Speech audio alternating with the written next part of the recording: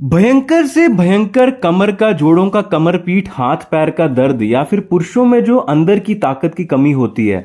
आजकल नौजवान लड़के रात को गंदी गंदी फिल्में मोबाइल में देख करके अपने शरीर का सत्यानाश कर रहे हैं। ताकत की कमी, चुस्ती फुर्ती की कमी, जवानी में बुढ़ापा लगना, इस तरह की मुझे भी पता है कि आजकल नौजवान युवकों में, युवतियों में बहुत ज्यादा कमजोरी की प्रॉब्लम्स आ रही हैं। उसको दूर करने के लिए हमारी प्राचीन आयुर्वेद की ग्रंथ अष्टांग हृदयम का, जिसको वाग्भट ऋषि ने लिखा था, उसका नुस्खा मैं आज आपके लिए लेकर के आया हूं। तो वीडियो को ध्यानपूर्वक अंत तक अवश्य देखें। वीडियो को लाइक करना बिल्कुल भी ना भूलें, है ना। हमें कुछ भी लाइक करने के पैसे नहीं मिलते हैं, बस हमारा मोटिवेशन अप हो जाता है अगर आप हमारी वीडियोस को लाइक करते हैं, पसंद करते हैं। साथ में चैनल को सब्सक्राइब कर दें और बेल आइकन, घंटे के बटन को दबाने के बाद ऑल पे क्लिक करना बिल्कुल भी ना भूलें, ताकि जब भी मैं अपने चैनल पे एक नई वीडियो अपलोड करूं किसी भी बीमारी से संबंधित, उसकी नोटिफिकेशन आपको आपके मोबाइल में तुरंत 1 सेकंड के भीतर मिल जाए।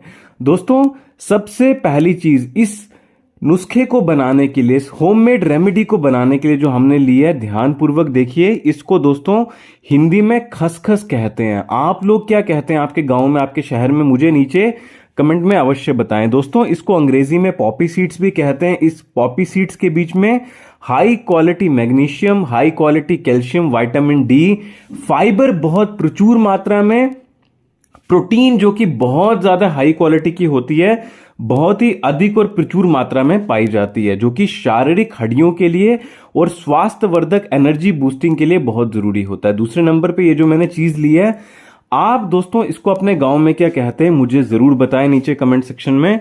दोस्तों, इसको हम कहते हैं अंग्रेजी में फॉक्स नट्स, हिंदी में इसको मखाना कहते हैं।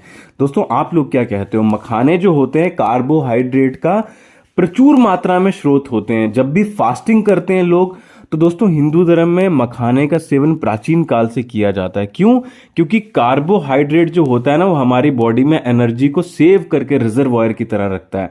तो दोस्तों, ये एनर्जी बूस्टिंग औषधि होती है। पुरुषों में जो खासकर अंदर की ताकत की कमी, रात को जो दोस्तों अपना बहुत ज्यादा हिला हिला के सत्यानाश कर देते हैं, उनके लिए ये फॉक्स नट्स यानी कि ये जो मखाने होते हैं बहुत जबरदस्त होते हैं, बहुत ही बेहतरीन होते हैं। लेकिन प्रयोग करने का आपको सही तरीका पता होना चाहिए।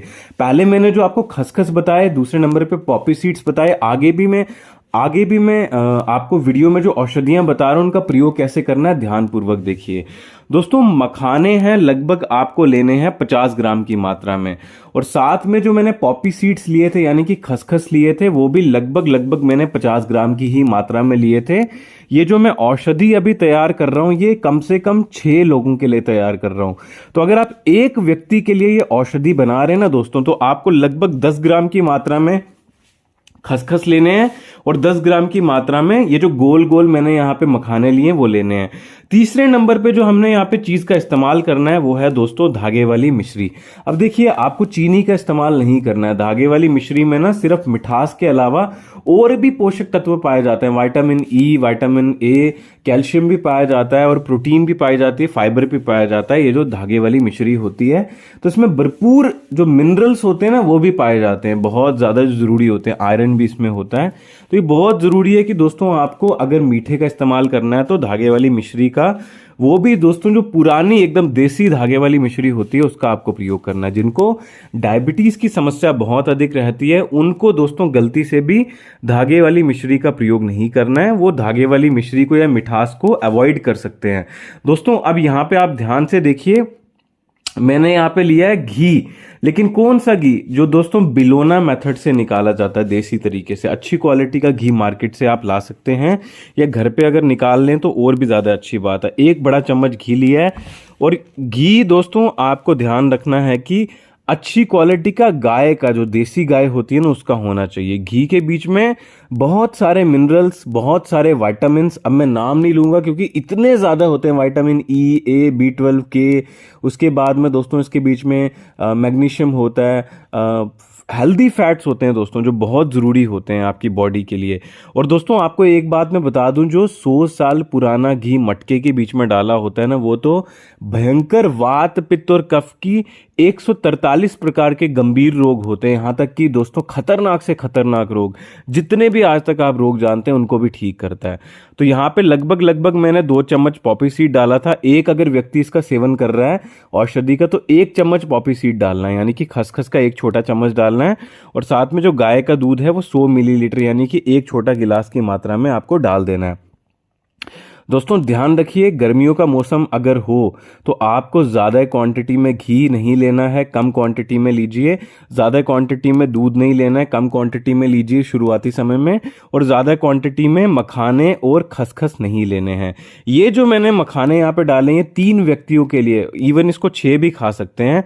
तो आपको ये चीज़ का ध्यान रखना है, 1/6 पार्ट कर लीजिए इसका, उसके बाद में आपको ये दूध में मिला करके सेवन करना है। क्वांटिटी अपने हिसाब से आप एडजस्ट कर सकते हैं सभी चीज़ों की। बस अपने अंदाजे से, मैं आपको इतना भी बेवकूफ़ नहीं समझता हूं कि अपने अंदाजे से आप इतना पता ना लगा सकें कि कितना ज़्यादा खाना हमारे लिए शरीर में गर्मी पैदा कर सकता है गर्मियों के मौसम में।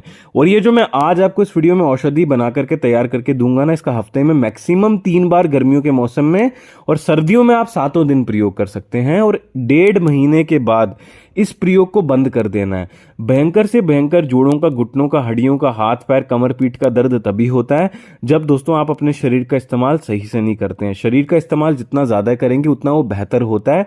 शरीर का नियम यही है। तो आपको डेली बेसिस पे मैं कुछ ईशा फाउंडेशन सदगुरु जग्गी वासुदेव यूट्यूब पे सर्च करना, उनकी दोस्तों एक क्रिया होती है जिसको हम कहते हैं सूर्य क्रिया या फिर अंगमर्दना, एक बॉडी फिटनेस के लिए प्रैक्टिस होती है। दोनों में से कोई भी आप प्रैक्टिस को सीख सकते हैं। ईशा के किसी भी हठ योगा टीचर को अपने घर पे बुला करके, वो आप यूट्यूब पे मेरी वीडियो को देखने के बाद सर्च कर लेना, उनको बुला करके आप सीख सकते हैं।